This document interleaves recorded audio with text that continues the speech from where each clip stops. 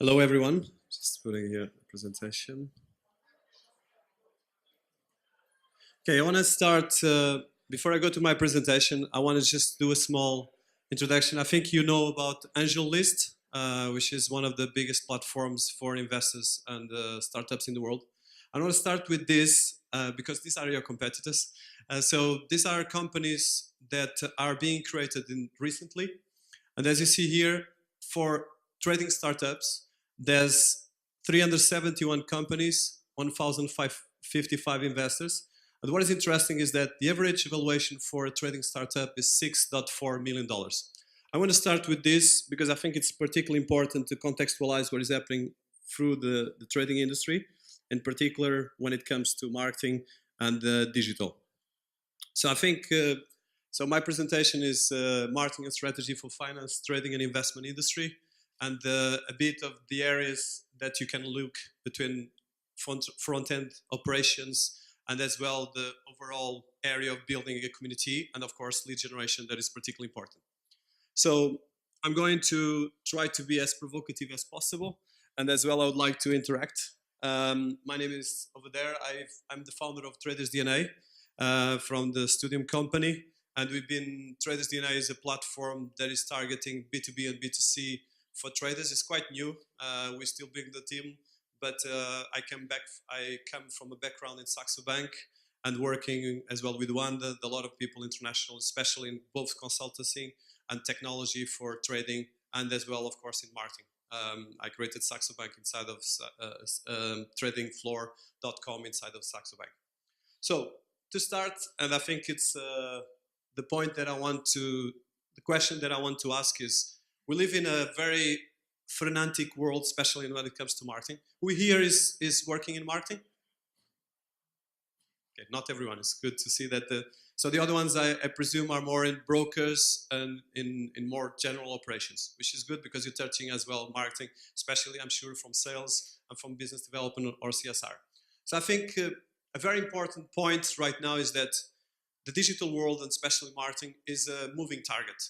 And I start precisely with the AngelList because I think the quantity of new startups coming is quite incredible, because every day there's a new one, especially in the US and Asia.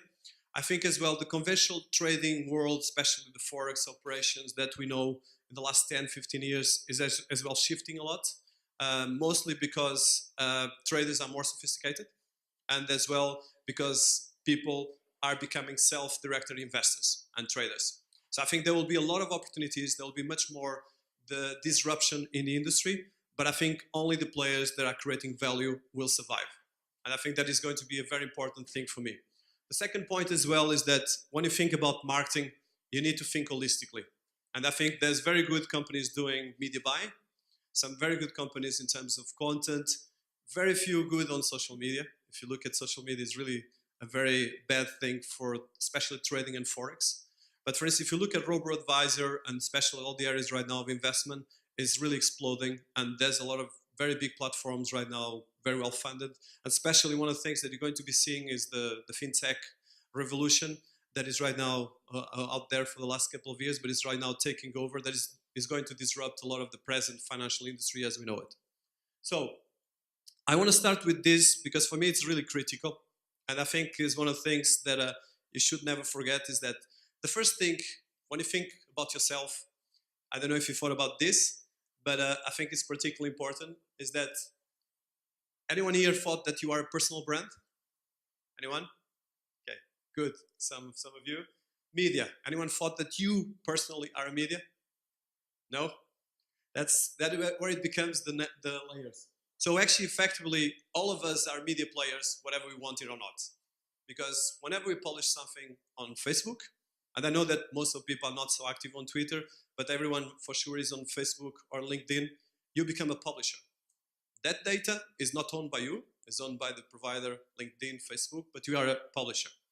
And as a publisher, that data is going to be acquired by someone, and ultimately, the ones here that are doing media buying are going to acquire insights or data about these people. So the point here, if you look yourself, is that you are a startup as well, because things are continuously changing. I'm sure that most of the people here keep on changing job or adapting to new companies. So we have to be as well in this principle of adaptation. And the point as well, data and innovation. So I think everyone knows about big data. That's a very big trend in marketing and in business in general. It's going to be much bigger because you're creating more data just this year than in all the history of mankind. And we're going to be creating more and more. But the point right now for marketeers, so the point is that we're targeting traders. We're targeting investors. So we target individuals, and these people are sophisticated. You cannot think they are stupid. And especially we're targeting their money. So they're going to trade with us if they trust us. So I think this point of we need to look at them as this, to target them better, and to give them what they need. So that's the principle of my presentation, and that's what I want to go out to do this from the theory to the practice. So the point, I want to start with this graphic. I love this graphic. This is from Kostas Peric, that is a person I deeply respect, is one of the founders of Swift Innovation, and right now is working with Bill Gates Foundation for Finance Inclusion. So this is our competitors, our partners, not necessarily the big banks. Amazon, Apple, Facebook, Google, Microsoft, eventually IBM, a lot of other corporations. These corporations have more cash flow than governments. For instance, I don't know if anyone here in terms of macroeconomics, you know how much Apple has in cash flow? I think the ones in trading probably know that. No? Around 200, well, there's different notes, but it's between 200 to 225 billion dollars in cash flow. Just Apple. You know how much Germany has? Anyone? 160 billion euros. So that means Apple has more cash flow than Germany. So the point here is that they don't have just cash flow. They have cash flow, they have data, and they have access to them. So our traders are all with this gentleman. They might buy books about trading. They might, if you are in Google, of course, we spend millions in Google. I'm sure that all the brokers here, that's what we do.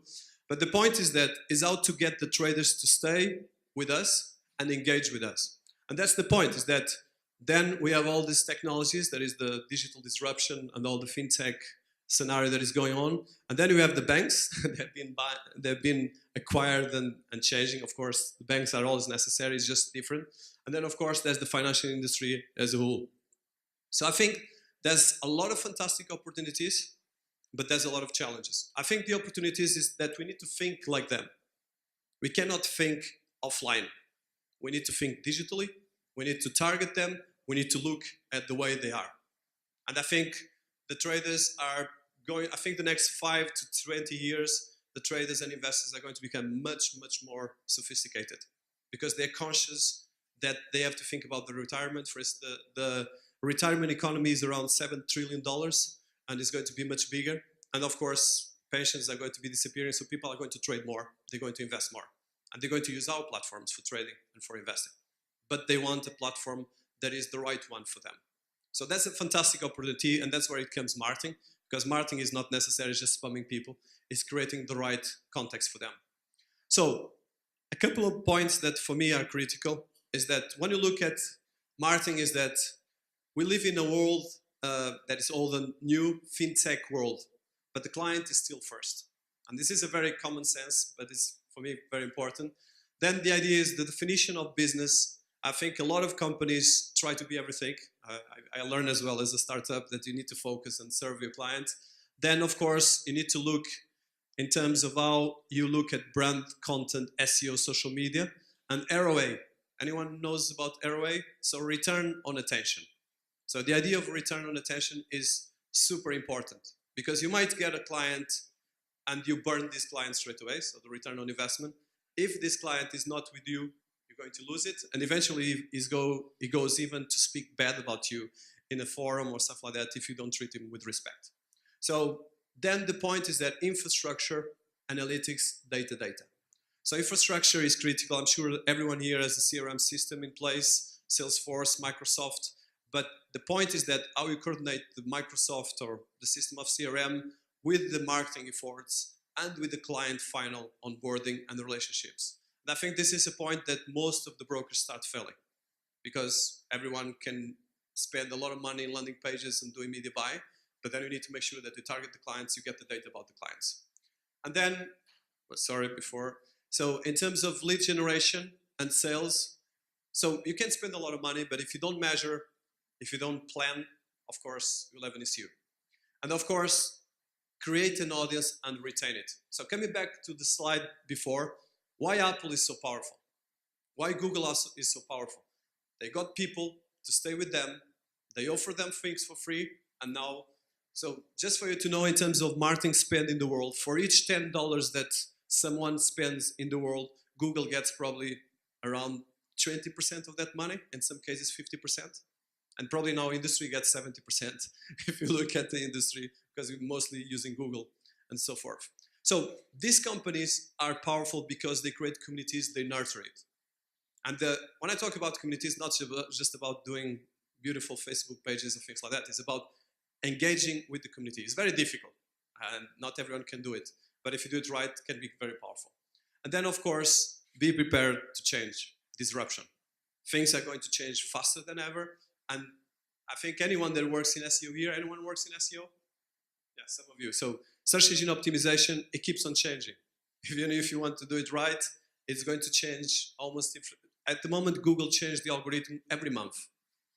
And for instance, there was one news that I think is interesting for the ones doing media buying, specifically in publishing and display, is that Google recently is in a massive war with Apple. You heard about the display war?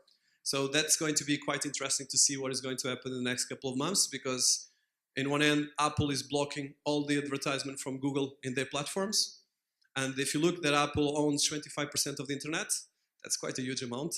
And our traders are in these platforms. So it's important to look at these things and understand this.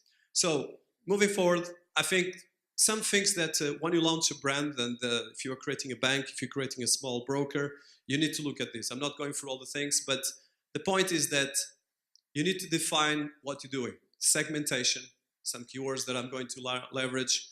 I think very important, earned media and tactical things. Then, of course, content is critical, but it's content that relates with your audience.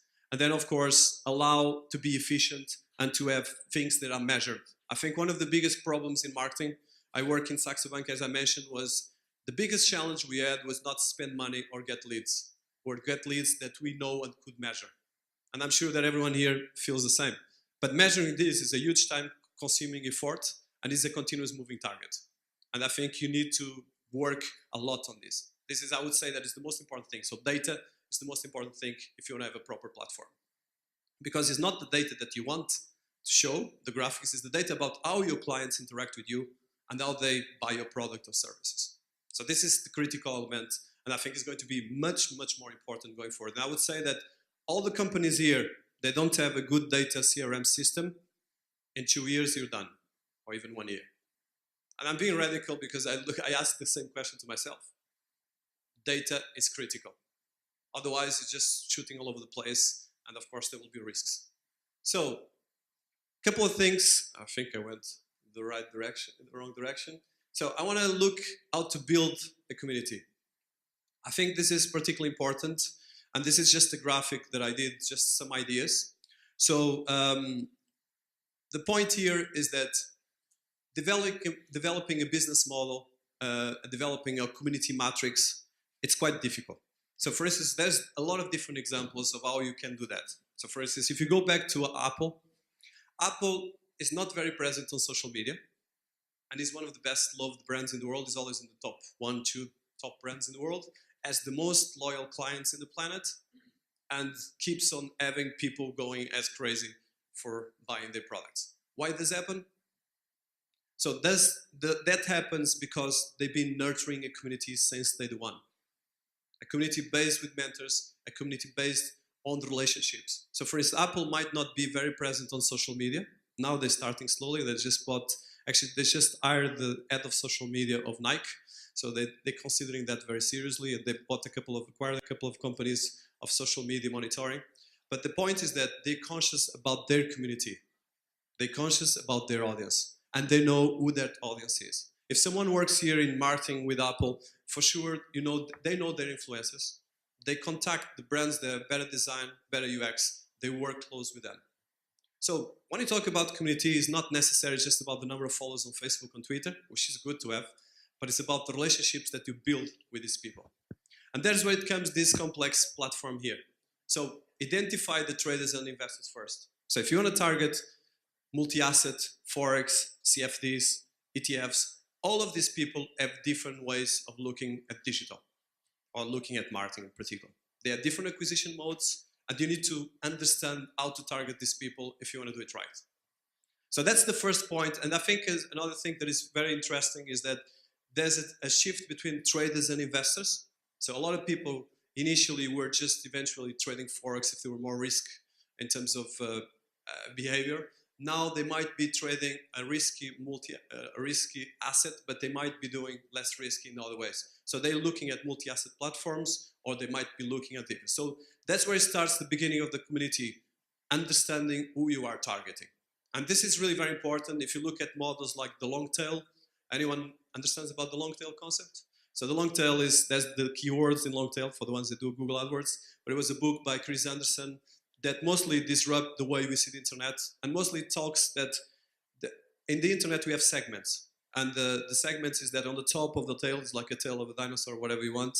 You have the most big trends, let's say the big brokers, the big banks, the big fintech, the big groups. And then you might have in the bottom just the guys that trade ETFs or the guys that trade futures, but these guys are very powerful if you target them properly. So this process of mapping a community before you start trading or attacking it is particularly important. So another thing is define an inspirational investor. For instance, are you targeting investors that are low end? Are you targeting investors that are medium? Or are you investors that are on the top? And this is where the questions start in terms of marketing. If you want to target a client that is a premium, you have to have a premium message for them. If you want to target a low-end client, you need to focus on education and so forth. So all these layers are very important and make a real difference to create a community. And for instance, if you look at Apple, their success using them as a model and metaphor was precisely understanding their clients and coming back with products. Even Apple is probably the company that treats worst their clients, but they know about them. So one thing is the way you treat them, or actually the way you ignore them, because Apple just ignores your clients, but they don't ignore the functionalities, and they work with the best people in the industry. So it's a very focused on elite. And I think that's a very important point. So once you have this, then you can think about attract and engage using earned media or referral programs. And this is very important because you have to use media buying. And at the moment, actually, I want to think that, so anyone knows how much websites there are in the world? Any estimative one? So there's around 1 billion websites and fast growing still. So around 1 billion websites, that means each of your websites is competing with 1 billion websites. If you look at Google, there's 10 results plus around another 10 for Google AdWords. So it's 20 results in the first page. So that's a huge competition. Even if Google wants to give you credibility for your good content, you won't touch them because it's really very difficult. And our industry is one of the most expensive industries in the world because we're good doing marketing in general, especially media buying. So Google loves us. But the point is that we are a lot, and of course, not everyone can be on the top. So this point is a very important thing that you have to understand. At the moment, the first point, there's nothing organic. I'm sure that even the ones in SEO, you have to spend money, and you have to do branding, you have to engage. But this is a very important point because it's going to be much, much more powerful because you have just think about some numbers. In India, there's around 200, 300 million people online. In the next 5 years to 10 years, there'll be another 500 to 700 million people coming online. All of these people speak English, and all of them are very good on spam. So imagine the complications you're going to have trying to target because they're going to rank for almost anything.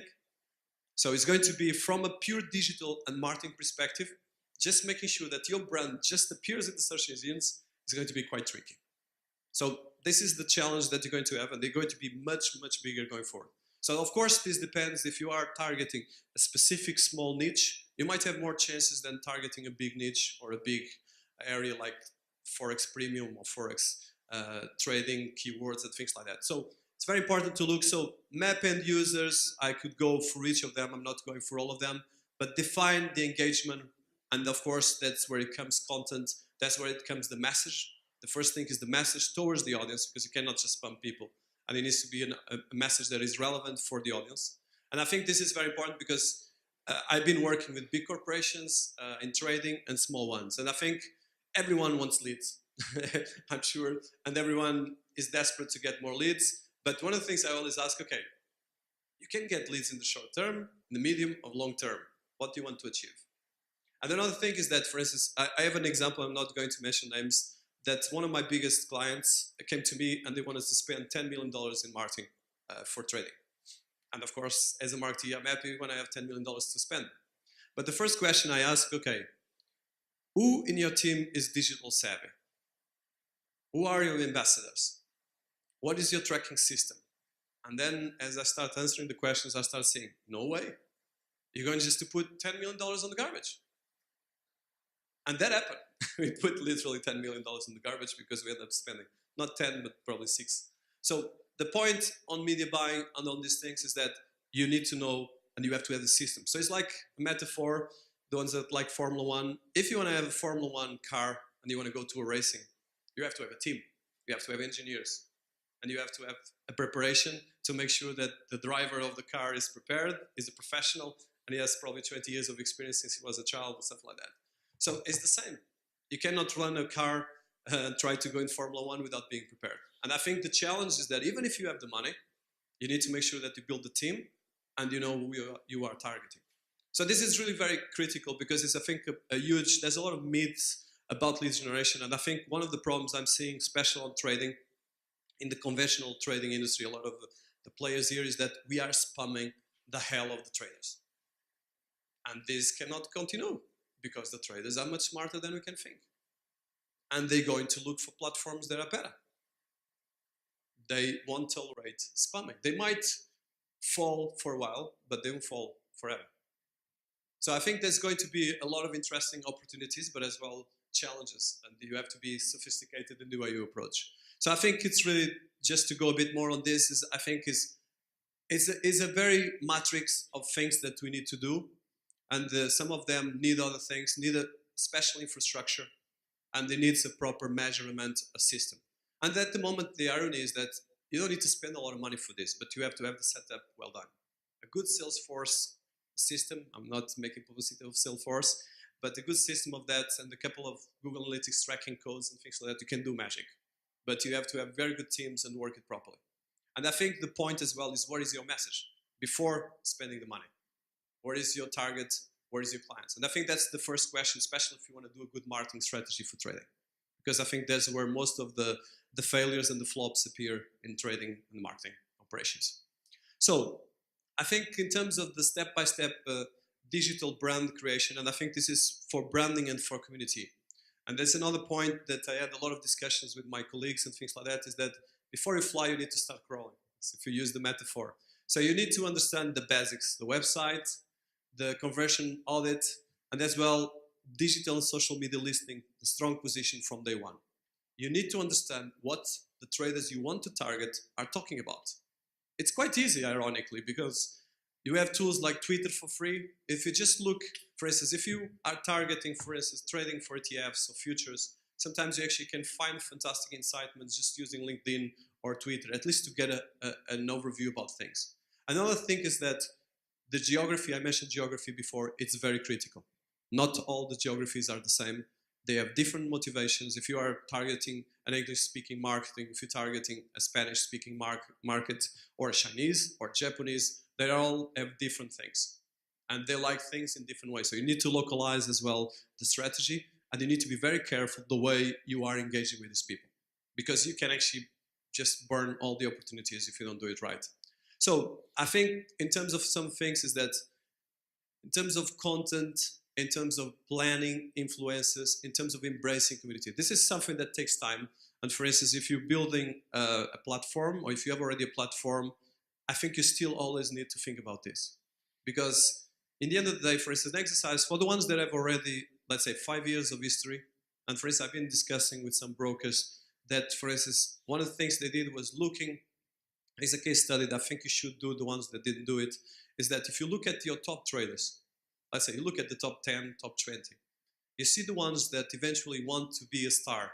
You talk with them, you approach them, you do a seminar with them, you start eventually do an ebook with them, and it becomes an ambassador of yours. So sometimes it's not about inviting a superstar to go and talk. It's about knowing your audience and engaging with them. So this is the best kind of marketing, and that's, for instance, where Apple was always very smart, and Google as well. Of course, there are different platforms, but in the end of the day, the platforms is the same, and the marketing, the goal is getting the clients to stay with you as much as you can, and of course, to spend money. And of course, we are in an industry that is very risky, so we need to be even more careful. But I think one of the things as well with regulation becoming much more critical is that this part of the relationships is becoming as well more critical, because our clients can be our biggest enemies if we screw up with them. And as well, for instance, a good metaphor I like to talk is, if you look at, when I start the slide, I mentioned that everyone is a media company and the brand and so forth. If you look at one person dismantled the biggest intelligence platform in the planet, Edward Snowden. It was one person. It was not a group. So the power of a trader that gets happy with you or unhappy, it's quite significant. So I think it's really important to leverage, and sometimes it starts with small conversations, small things that can be done and can be released. And I think that's the magic if you do it right. So a couple of things that are very important in terms of basic things that are always important to align. So one thing is, point one is brand and business strategy. So what kind of brand do you have? You have a premium brand, you have a medium brand, you have a brand that is targeting the top end or not. So that's very important. The point is, know your employees. So I can tell you, I manage social media for some big organizations. You know who were the biggest problems I had? Were actually the employees or the management. Were never actually the clients or the haters.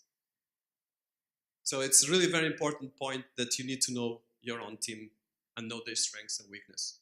Because if they're not happy, of course, they will represent your company. So, and of course, look at audience and competitors. I think on this level, of course, everyone is looking at competitors, especially if you're doing Google AdWords. But you need as well to look at what they're doing good and try to do as best as you can. Not just the bad things, it's the good things, because there's a lot of good things happening as well. So another thing is very basic, but I like to go through the basics.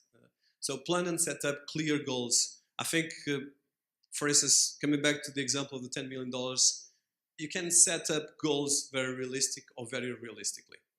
I think one good thing, especially in media buying, is that you can be very realistic about what you can achieve.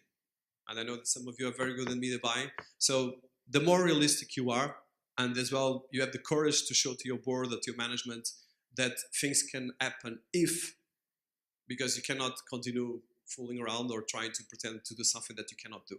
So it's very important to set real goals and steps. And I think this is, for me, super important. And another point, of course, is the brand design and architecture. One of the things at the moment is that 50% of the world traffic is coming from mobile. And at the moment, that is going to be even bigger. But the challenge we have, for instance, if you look at conventional SEO, is that conventional SEO, you would be optimizing for Google. At the moment, you need to think about optimizing for your devices. And if a client wants to open an account and you don't have a responsive website, or you don't even have an app, the client will go to a competitor. Because a lot of traders are not using desktops. And this 50% of the world population is using devices. That does mean they might have a desktop, but for instance, if you're targeting Africa or Asia or Latin America, it's definitely mobile devices. So I think this is going to be more complex in terms of, I think the next couple of years is mostly because we have a web that is closed. We have right now 3 major players that are controlling all the web. So if you look what Apple is, so Apple is a closed platform and controls around 25 to 40% of the internet. And right now they're growing a lot in China, so it's going to be much bigger.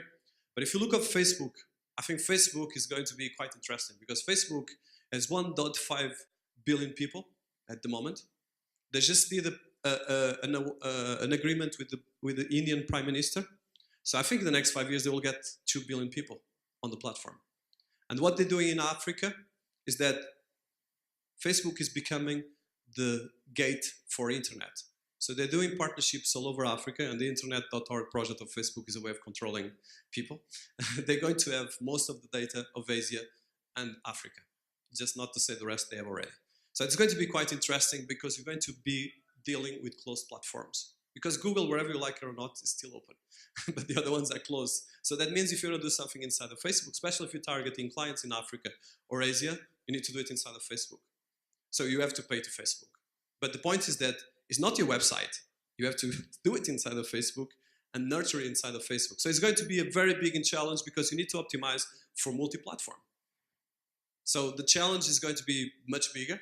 Of course, if you know exactly your geography or location, you can get very quick results. So that's some of the interesting things that can be explored. So some ideas that for me are very important just to synthesize what we're talking here. So media buying, I think everyone knows here. So from SEM to display, Facebook ads, followers, lead generation. For instance, I don't know if you thought about the costs for a follower. So at the moment, one follower, especially in the UK or US, costs $1. So, and both on Twitter, minimum. Some cases can be more. If it's an engaged follower, it can be more. So just getting followers is becoming a massive cost. So that means if you have 100,000 followers, you have $100,000 in cash. But the point is that a very important thing is that, let's say you have 200,000 or even 1 million people on your Facebook account. If you're not continuously spending with Facebook, Facebook blocked the process. You're going to have zero engagement and you spend $20 million. And trust me, this is not the first, neither the second case.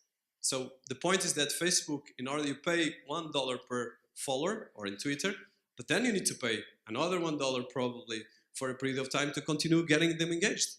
So that's a very big issue because you need to start burning, or then you need to focus in one area that you're very good and do it right. So I'm not saying that everyone needs to be spending money on Facebook. Depends on what area, location you are working with.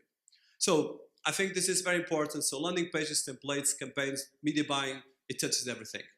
And I think the point with the media buying is that it's going to be more increasing important because the earned media, so SEO, social, brand, and events, this is becoming more and more difficult, almost impossible to reach. Because getting on media implies that you spend already a lot of money to have a brand, and that you spend already a lot of money to have a social media presence. And that doesn't happen for free, I'm sorry, unless you have a superstar in your team or a celebrity. And even on that, you have to pay for that. So then it comes, of course, the owned media. And the owned media there's a lot of interesting things that can happen, especially with spokesperson, with some traders that have knowledge. You know that LinkedIn, Facebook, although LinkedIn is becoming very spammy as well, but is about as well what makes more sense for your audience. It might be that your audience is not even on Twitter or LinkedIn if you are in some countries, because if you're not in the UK or in macro countries, Twitter is not so relevant. It's relevant from a thought leadership perspective, the same with Facebook. But for instance, if you are in Africa or Asia, Facebook is very powerful. And of course, if you are in the UK, you have to be on Twitter, on Facebook, and more. So it depends of the things we've been talking. So I think the own media can become very powerful, but implies a huge effort. Effort of a team, effort of course, and effort of knowledge, because this knowledge doesn't come by accident. And another thing, please, don't get interns to do your social media strategy, because it will backfire. Because they don't know about trading, they don't know, and they can end up doing some very trashy stuff for the company. There's always a metaphor I like to talk that Mark Jacobs, they got one person managing their Twitter account, and then she got bored and she started tweeting some very nasty things in behalf of the Mark Jacobs account. So I know that is a joke, but these things still happen. So I think the point here to synthesize is that the shift between media buying, this is going to be more and more diluted. All the things will work together, and it's going to be much more complex to do it right, especially if you're looking at a mainstream approach.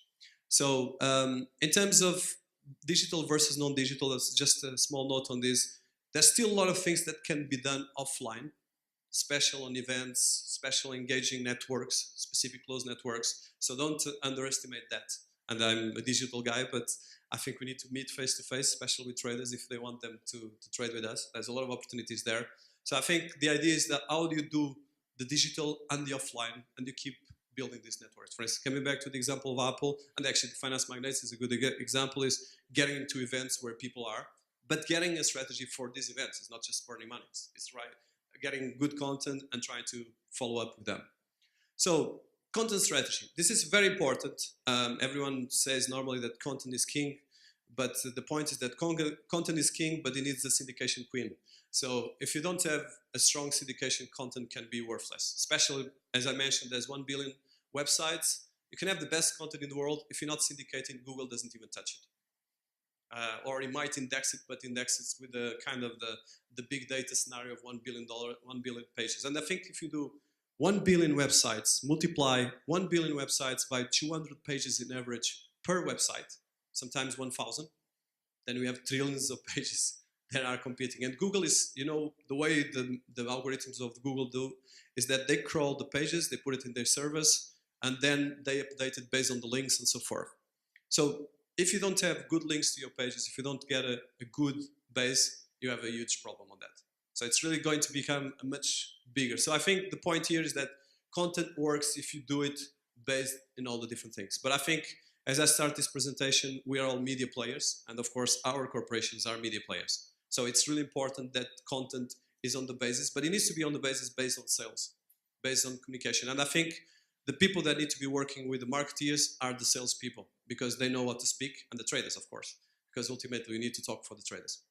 So some ideas, and I'm not going into detail. I can pass this presentation. I'll put it in my slide share. So I think different channels, and I think different channels have different needs. What is important is that every different channel that you're using needs to be relevant for your audience and needs to be very tailored to your audience. And sometimes you don't need to be in all the channels. It might be that you just need to be an affiliate. You might be you need just to be in community building or social media. It depends on what makes more sense for your brand or for your services. So, but of course you need to tailor the strategy. So another thing is what to measure. So inputs, so the content, the SEO and all the things, the outputs, the coverage, the outtakes, the outcomes, and the what, how, and KPIs is really important, especially from a PR, from a brand engagement, and from a result specific, because in the end of the day, we need to get business done. So other things is building blocks, and this is more for CRM. So I think discovery, conversation, transaction, enterprise depends on the strategic function, level of demand, targeting, usability, interaction mode, content, and budget, of course. So in terms of the CRM, and I think this is a very important area, I think what corporations have been, the business intelligence area, it's increasingly more important. And it's an area that needs to touch everyone, and especially marketeers, because sometimes marketeers is the firework, but it needs to be the firework with the data, and as well with the engagement with the sales and the traders. So I think that's very important to build the blocks according to your budget, because of course not everyone can do the same as a big platform or a small. And actually the small players actually have a distinguishment, because if you are a small player targeting a niche, you have much more opportunities than a big player.